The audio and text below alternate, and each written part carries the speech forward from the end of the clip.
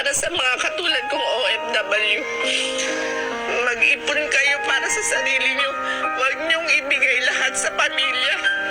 Kasi hindi kayo nakakasiguro na pag tumanda kayo at wala na kayong pera, aalagaan kayo ng mga yan. Katulad ng nangyari sa akin, nung wala na akong pera, halos kaaway na ang turing sa akin.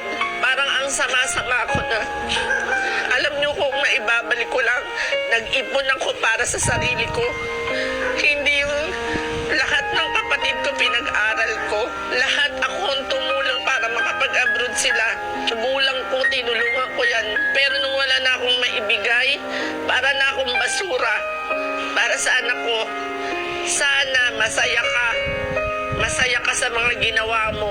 Sana hindi rin gawin ng anak mo, magiging anak mo yung ginawa mo sa akin.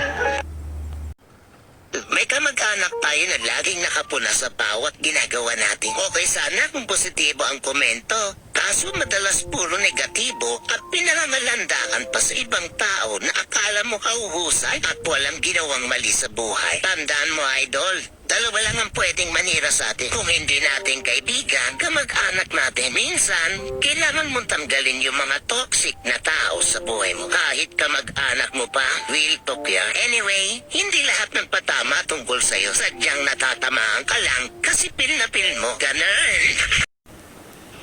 Yung kapatid mo sobrang relax kasi umaasa sa'yo. Nag-asawa, umaasa sa'yo. Nagkaanak, umaasa sa'yo. Pagod na pagod ka.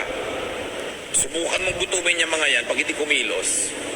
Hindi mo naman kasi ginugutom at alam niya yon. Kaya ikaw mapagod, relax siya. That's life. Choice mo yan eh. Kuminsan para ring sumpa pag sobra kang responsible, ano? Lalo sa mga pamilya, pag maaga pa lang na-identify nila kung sino yung responsible, lagot ka buong buhay. Magpapabaya sila kasi alam mong di mo matitiis. Subukan mong tiisin. Paguhin mo yung pag-iisip. Hindi reklamo ka ng reklamo. Tamad-tamad ng kapatid ko. Tamad-tamad ng ganito. Lagi mo kasi sinasalo. Hayaan mo malaglag. Pag hindi nagbago ng pag-iisip yan. Minsan yung mga sobrang responsible, nagiging konsentidor na eh.